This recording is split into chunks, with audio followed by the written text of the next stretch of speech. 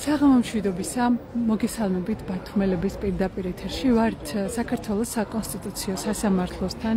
დღეს 352 დღეა, რაც საქართველოს მოქალაქეები ტრადიციულად მოდიან და იკრიბებიან ხოლმე ბათუმში საქართველოს საკონსტიტუციო სასამართლოსთან. ეს არის უწყვეტი პროტესტის 352 დღე. დღეს სხვა დღეებისგან განსხვავებით შედარებით მცირე რიცხოვანია საპროტესტო აქცია, თუმცა ტრადიციას არ უღალატა აქ ადამიანებმა და მოვიდნენ. დღეს საუბრობთ კორუფციაზე. დღევანდელი დღე დახუნძლული იყო ტრადიციული ბრიფინგებით. გუშინ გავიგეთ, რომ ხულოს მერიის თანამშრომელი დააკავა ფინანსთა სამინისტროს საგამოძიებო სამსახურმა. ქრთამის აღებაზე დღეს გავიგეთ, რომ სამტრედია გრიგოლეთის დამაკავშირებელი ხიდის ჩანგრევის და მშენებლობის, ასე ვთქვათ, მშენებლობის საქმეზე, რომელი ხიდის მერე მოგვიანებით ჩაინგრა, დააკავეს 5 ადამიანი, აქედან 4 დააკავეს, ერთს დაუსწრებლად შეუფარდეს პატიმრობამ. ასევე ბოლო ინფორმაცია, რაც გავრცელდა, ისევე ეხება კორუფციას და ისევე ეხება ფინანსთა სამინისტროს მიერ დაკავებულ ადამიანებს. ფინანსთა სამინისტრომ გავრცელა ინფორმაცია, რომ გრანტის სახით გამოყოფილი დიდი ოდენობით ფულადი თანხის ჯგუფურად თაღლითურად დაუფლების ფაქტზე 4 პირი მისცა პასუხისგებაში. როგორც ფინანსთა სამინისტროს საგამოძიებო სამსახური ავრცელებს ინფორმაციას, დაკავებულია შპს ელიტ-ფშენის და კოოპერატივი ქართული ბოსტნეულის ხელმძღვანელი პირები. რასთან გვაქვს საქმე? ნამდვილად კორუფციას ებრძვის ქართული ოცნება თუ ცდილობს რომ შექმნას იმიტაცია კორუფციასთან ბრძოლის? დღესვე პატიმრობაში გაუშვეს კაცი, რომელმაც გამოძიების მტკიცებით მთელი ინფრასტრუქტურა აწყო ბაკურიანში, მათ შორის სათხილამურო ტრასა, ააშენა სასტუმროები და როგორც აღმოჩნდა, თურმე ეს ყოფილი უკანონო ყოფილა. ახლა აღმოჩნდა ქართულმა ოცნებამ. აქციის მონაწილეებს გავისაუბრები. გამარჯობა, ბათუმელების პირდაპირ ეთერში ხართ. დღეს არის 352 დღე, რაც საქართველოს მოქალაქეები იკრიბებით ბათუმში, ისევე როგორც სხვა ქალაქებში და აპროტესტებთ. რა გაძლევთ, ასე ვთქვათ, ძალას იმისათვის, რომ ისევ გაანაგრძოთ პროტესტი? თან დღეს მცირე რაოდენობით ხართ? მე ვფიქრობ, რომ ქუჩაში დგომა არის აუცილებელი და სასიცოცხლოდ მნიშვნელოვანი, იმიტომ რომ მინიმუმ ჩვენი თანამებრძოლები, პოლიტპატიმრები ზიან ციხეში. და ციხეში ქუჩაში თუ არ დავდექით, ჩემი აზრით, ჩვენ ლეგიტიმაციას მივცემთ იმ ამორალურობას, რაც ქვეყანაში ხდება. მე მეზღვაური ვარ პროფესიით და წელს როდესაც ჩამოვედი შორეული ნაოსნობიდან და დილით, ყოველ დილით ციხესიმაგრეში მიყავს, რომელსაც ვასეინებ ხელოვნურ საფარიან მოედანზე და როდესაც შევიყვანე მოედანზე, იქ სხვა ბავშვებიც იყო, სხვა მშობლებიც იყო და ერთ-ერთ როდესაც ჩემი შვილი გაიქცა ერთი მიმართულებით, მე სხვა ბავშვის მშობლებმა მითხრა, რომ იქეთ არ გაუშვაო, იქეთო ძაღლის განავალი არისო რა. მე მეორე მხარეს გაიქცა, იქეთაც იგივე მითხრეს და მიაქციაო ყურადღებაო და მეორე დღეს ავიღე ხელოფნის პარკიდან განავლის აღება დავიწყე და მოედნის გაწმენდა განავლისგან და ვფიქრობ, რომ ეს ნორმალური ამბავია და ჩვენ არ უნდა ვიცადოთ, რომ რაღაცნაირად აქ ხდება ეს ქვეყანა უხეში მაგალითი მოვიყვანო, ქვეყანაში ეს სიტუაცია, ქვეყანაში არ მინდა რომ სტადიონზე, განავლიან სტადიონზე თამაში ნორმალურ აქტად დამკვიდრდეს და ბავშვებისთვის ეს ნორმალური ამბავი იყოს და თუკი ჩვენ არ გავიწყებთ ჩვენვე ამ ყველაფრის ამოძიებას, ვფიქრობ, რომ სხვები ჩვენს ხალხად არ მოვლენ და არ ალაგებენ და იგივე ხდება ქვეყანაში, რაც იმ ხელოვნურ საფარიან სტადიონზე ხდება. თუ ჩვენ აქ ქუჩაში არ ვიდექით, თუ ჩვენ ამის ნორმალიზება მოახდინეთ, იმ განავლიან სტადიონზე ბავშვების თამაშის ჩვეულებრივ აქტად გადაიქცევა და ჩვეულებრივ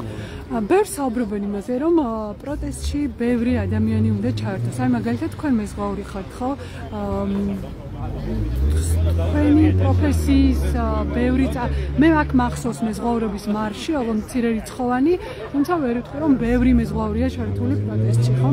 აი თქვენი პროფესიიდან გამომდინარე, თქვენი სხვა მეზღვაურები როგორ შეიძლება ჩაერთდნენ? რა ფორმები შეიძლება მოიძებნოს? ან თუ მუშაობთ თქვენ პირადად სხვების ინფორმირებაზე, იმიტომ რომ მე მესმის შეზღუდული ინტერნეტი, ოჯახთან კავშირი, გემზე შეიძლება ყველა არ ვიცი, რამდენად ახერხებთ ინფორმაციის მიღებას? ადამიანმა უნდა გამოიჩინოს ინდივიდუალური პასუხისმგებლობა, თუ კი ინდივიდუალური სამოქალაქო პასუხისმგებლობა არ გამოიჩინეთ, არაფერი არ გამოვა, მაგრამ ეს მეზღვაურთა მარშიც როცა იყო, მე მაშინ ახსოვს რამდენიმე ადამიანი იყო და შემდეგ როდესაც საუბრობდით ქვეყანაში არსებულ პრობლემებზე, აი ერთ-ერთმა მითხრა, რომ აი ახსოვს მეზღვაურების მარში რა ცოტანი მიყავთო. მეზღვაურების მარშზე ცოტანი ვიყავით რა. მეზღვაურების მარშის გარდა სხვა მარშზე ვარსად არ მინახე ხარ მეთქი შენ როგორ გინდა ერთხელ მარშზე მოსვლით გინდა რომ ქვეყანაში ცვალო ანუ რაღაცა ჩვენ სამოქალაქო პასუხისმგებლობის უნდა გვაქვს ძალიან დაბალი. სანამ არ გავაცნობიერებთ რომ ჩვენს გარეშე ქვეყანას არაფერი არ იშოვება, არაფერი არ გამოვა. აი ერთხელ მარშზე მოსვლით ერთხელ აქციაზე დადგმით ორჯერაც, საბჯერაც არაფერი არ გამოვა, ჩვენ უნდა ვიბრძოლოთ უკეთესი ქვეყნისთვის და უკეთესი მომავალისთვის არაფერი არ გამოვა. დიდი მადლობა, თქვენი სახელი და გვარი? დიდი მადლობა, ეს მერაბ ჯიხაძე, ხო? მადლობა. გამარჯობა. შეიძლება გკითხოთ, გამარჯობა, ბათუმელების არა, ხო? გამარჯობა, თქვენ რო გკითხოთ, ბატონი ზურაბი. დღეს საუბრობთ კორუფციაზე. ქართული ოცნება ამბობს, რომ ებრძვის კორუფციას. თქვენ როგორც ამ ქვეყნის მოქალაქე, რას ფიქრობთ? ებრძვის ქართული ოცნება კორუფციას თუ რას აკეთებს? კორუფციას ვებრძვ ქართული ოცნება როცა ამბობს, ეს იმას ნიშნავს, რომ კორუფციას კი არ ებრძვის, პირიქით, კორუფციას ახალ კორუფციის ბუდეს ქმნის. ანუ რას გულისხმობ? ძალიან ფართო მასშტაბიანად ქმნის ახალ კორუფციის ბუდეს, ახალი კორუფციის ბუდია. რა თქმა უნდა, თურქებზე რომ ტერიტორიები ყიდება და რა თქმა უნდა, ასევე თუნდაც თურქებზე, თუნდაც ასევე მაგალითად პაკისტანელებზე, ინდოელებზე, ჩინელებზე, რუსებზე როგორ შეიძლება საქართველოს ტერიტორიები არის ოკუპირებული და შენ ადგილ და რუსებს მიყიდო ქართული მიწა-წყალი და მოქალაქეობა მისცე, ბინათ მისაკუთრების უფლება მისცე. ბინები შეუშვა და სახლები შეუშვა. მე მაგალითად ერთ-ერთი მოქალაქე მანქანა რომ მყავდეს, რუს მანქანას არ მივყიდი და ესენი ბინებს აძლევენ და სახლებს აძლევენ და მოქალაქეობას აძლევენ. აი დღეს დააკავეს, გუშინ დააკავეს ხულოში მერის თანამშრომელი. მანამდე ვნახეთ რომ დააკავეს სხვადასხვა უწყების თანამშრომლები. ასევე დღეს დააკავეს ინფრასტრუქტურის მინისტრის მოადგილე, ყოფილი გზების დეპარტამენტის უფროსის ყოფილი მოადგილე. აი ასე ღრმად რომ არის კორუფცია ყველა სფეროში შესული. აი ეს ვისი ბრალია, რისი შედეგია? ვინ არის ამაზე პასუხისმგებელი? ვის აკისრებთ ამაზე პასუხისმგებლობას, როგორც ერთი რიგითი მოქალაქე ამ ქვეყნის? რა თქმა უნდა, პირველი პასუხისმგებელი არის, რა თქმა უნდა, ძირითადი მმართველი არის და ძირითადი პრემიერი 13 წელიწადი ეს არის ივანიშვილი, დანარჩენი მისი თოჯინები იყრე, რა თქმა უნდა. და ბაიკები, ეს არის რეალობა და ეს არის მოსემულობა. რა თქმა უნდა, ნომერ პირველი პასუხისმგებელი არის ბიზინა ივანიშვილი. და იმაზე საუბარი რომ კორუფციას ებრძვის, ეს არის სიაფანობა და სიყალბე. კორუფციას კი არ ებრძვის. კორუფციას ახლა ქმნის კიდევ ერთხელ ვიმეორებ. უცხოელებს იყიდება ქართული მიწა-წყალი. ეს კორუფცია არ არის? საქართველოს რო იყიდება ეს კორუფცია არ არის? საქართველოს გაყიდვა კორუფციას არ ეზახია? ეს უფრო სამომავლო გეგმებია, რომელიც ჩვენ არ ვიცით რა როგორ იქნება და ალბათ ამაზე განმარტებას გააკეთებენ. მე უბრალოდ მინდა აი ეს განვლილი 13 წელი, როდესაც მედია ამბობდა რომ კორუფცია იყო ქვეყანაში, იგივე ყველა ის პროექტი, რომელიც ახლა პრობლემური გახდა და რომელზეც ხალხს იჭერენ, ჟურნალისტებს აქვთ გამოძიებული სტატიები ამაზე დაწერილი და არც ერთ მაგ შემთხვევას არ აღიარებდა ქართული ოცნება. ეს რაზე დაფიქრების ასე ვთქვათ მიზეზი შეიძლება გახდეს თქვენთვის როგორც მოქალაქისთვის? ჩემთვის არავით არის დაფიქრების მიზეზი არასოდეს. მე პირადად დარწმუნებული ვარ, დიდი ხანია უკვე ქართული ოცნება არის კორუფციაში, ქართული ოცნება პირდაპირ ქთამზე გადასული. მოდი თქვა პირდაპირ გახარია იმიტომ რომ ეგრეთ წოდებული ჯიგრუ პონჩი ვინმე თუ რამე აიღო რა მოხდა მერეო ასე ჯიგრუ პონჩი იღებენ რა თქმა უნდა ხალხის ფულებს და ხალხის ფულებს ხლაბავენ და ჭამენ თვითონ და საზოგადოება ხომ უნდა გააცნობიეროს ერთხელ და სამუდამოდ თვითონ დუბაი და სინგაპურში ეპატიჟებიან და ამ დროს თვალსემრელი ბავშვები არიან ხო ეს ყველაფერი ხომ უნდა გაეაზროს ნებისმიერმა მოქალაქემ ელემენტარული წყალი გენატრება და იძახი გამოდიხარ მოქალაქეებთან კორუფცია არ არის ქვეყანაში კორუფცია დაამარცხა წყალი გენატრება ელემენტარული და კორუფცია როგორ დაამარცხა ბავშვია და კორუფცია როგორ დაამარცხა ანუ როგორ ებრძვის კორუფციას ელემენტარული რაღაც არის ხო 400,000 ადამიანი იძულებული ხდება უცხოეთში სხვისი ჩმორიანი პამპერს ირეცხოს და ამ დროს მიმტკიცებს ვიღაცა რომ კორუფცია დაამარცხა არ არის ეს კორუფციის დამარცხების გზა კორუფცია თუ ამარცხე მაშინ პირველი უნდა დაიწყოს ხალხზე ზრუნვა ხალხის კეთილდღეობას ზრუნვა ეს არის ნომერ პირველი ჩემთვის პირადად კორუფციის დამარცხება კორუფცია სოფლიოს ნებისმიერ ქვეყანაში არის თუ კი ხალხი იჩაგრება ხალხი როცა არ იჩაგრება ეს არის ზუსტად კორუფციის მარცხი ვინც არ უნდა იმას არ უნდა მომტკიცოს მოსახლეობის კეთილდღეობით იზომება კორუფციის არარსებობა და დღეს მოსახლეობის კეთილდღეობა რო მიჩქმალულია და მოსახლეობის კეთილდღეობა გადადებულია გვერდზე და ჩინომიკების კეთილდღეობაზე ზუნავენ ეს არნიშნავს იმას რომ კორუფციას ებრძვიან კორუფციას კი არ ებრძვიან პირიქით კორუფციას თვითონ ქმნიან ახალ კორუფციას ქმნიან კიდევ მესამე თუ მეორე თავად ქმნიან მესამე კორუფციას და ეს რეალობა არის და საზოგადოება უნდა გაიაზროს კარგად რომ როცა ოცნება ამობს რომ მაგალითად სიტყვა მე ვყიდი ჯიპსა მაგალითად სიტყვა ხომ შენ უნდა გაიაზრო კარგად კი არ ყიდის ის პირიქით ყიდულობს ანუ ორმაგ სტანდარტთან გვაქვს საქმე ხო გამიგე როცა ამბობს რომ მაგალითად ვებრძვი რომელიმე მინის ჩათოლი მინისთან არის ჩახუტებული ბიზინა მადლობა ეს ნააბაროდ აკეთებს ყველაფერს დიდი მადლობა ეს ყო ზურაბ მირემაძე დიდი მადლობა აქ ხედავ გოჩამ ჟავანაძეს გამარჯობა ბატონო დღეს საუბრობთ კორუფციაზე და როგორც ვიცი თქვენი სამუშაო წლების განმავლობაში იყო სწორედ ამ კორუფციის კვლევა როგორი შეგრძნება, როდესაც ის რაზეც წლების განმავლობაში საუბრობდით და არავინ იჯერებდა ქართული ოცნებიდან, დღეს თავად ოცნების პროკურატურა, ოცნების საგამოძიებო სამსახურები ამბობენ, რომ კი თურმე კორუფცია ყოფილა. კი ბატონო, ანუ მანამდე არა მარტო ჩვენ, რა ვიცი, მედია, სხვადასხვა კვლევარი ორგანიზაციები, დამოუკიდებელი სუბიექტები, ვინც იკვლევდა და ამხელა ოცნების ხელისუფლებას კორუფციაში, არავითარი რეაქცია არ ჰქონდათ და მათგან მოდიოდა ირონიული, ცინიკური დამოკიდებულება, რომ ვითომ არანაირი კორუფცია არ არსებობდა, მაგრამ ეხლა როცა ბიზნეს კარზე ერთი კლანი დაუპირისპირდა მეორე კლანს და კლანებს შორის მიდის გადანაწილება და დაპირისპირება, ერთ-ერთი მთავარი ბერკეტი და საშუალება არის კორუფციული ფაქტების და საქმეების გახსნა და ბრალდებების წარდგენა.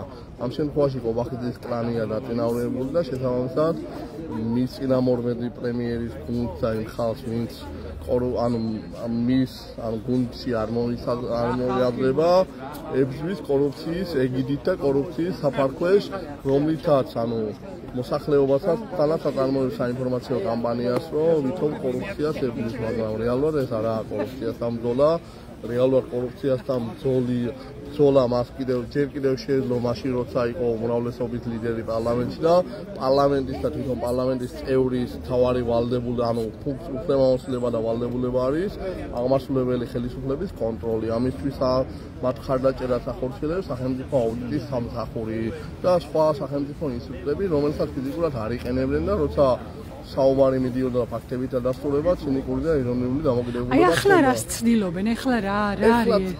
ეხლა ცდილობენ რომ საზოგადოება მოატყუონ, რომ ვითომ კორუფციას ემძვიან და კორუფციასთან ბრძოლის მანტია მოისხან, რომლითაც მათ წინააღმდეგ ყოფთა მათ არაგუნდის წევრებს ანადგურებენ და ასევე ბიზნეს თვალში და ბიზნეს კარზე წინააღმდებიან. ეგაა მთავარი.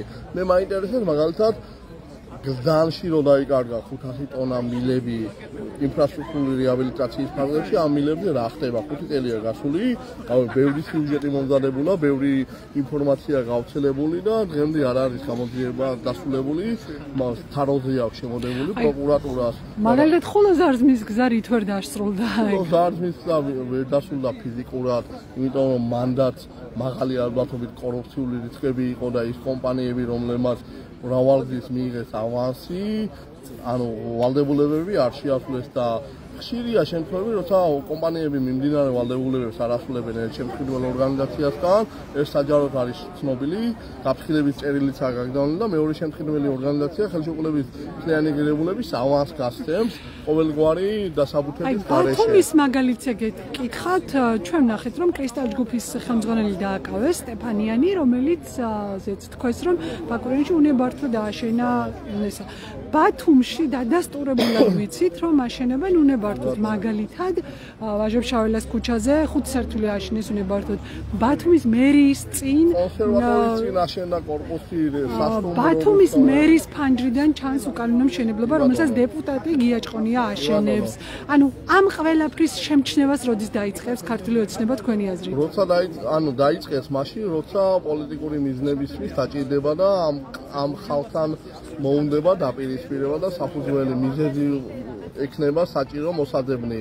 გიაჭყონიას დეპუტატის შენებლობა, რომელიც ახსენე ეხლაც არის ფაქტი უკანონო დაშენება მოხდა კონსერვატორიის დემეტრე თავდადებულის ქუჩაზე, უკანონოდ აშენდა კორპუსი გიორგი ბრწყინვალის ქუჩაზე, რესტორანი რუსთაველი აშენდა, რომელთა მიმართებითაც არის კითხვითი ნიშნები, ასევე სხვა ბევრი უკანონო მშენებლობა ქალაქში, რომელსაც მუნიციპალური ინსპექცია არც იმჩნევს და არანაირ რეაგირებას არ აკეთებს. უკანონო მშენებლობის მიღმაც არის ინფრასტრუქტურის პროექტები, რომელიც დაწყებულია სკოლებთან მიმართებით, ბაღებთან მიმართებით და დღემდე არ დასრულებულა. ბევრჯერ გაუგზელეს შესრულების ვადები, დაუსაბუთებელი არგუმენტებით, მაგრამ მაინც არ სრულდება.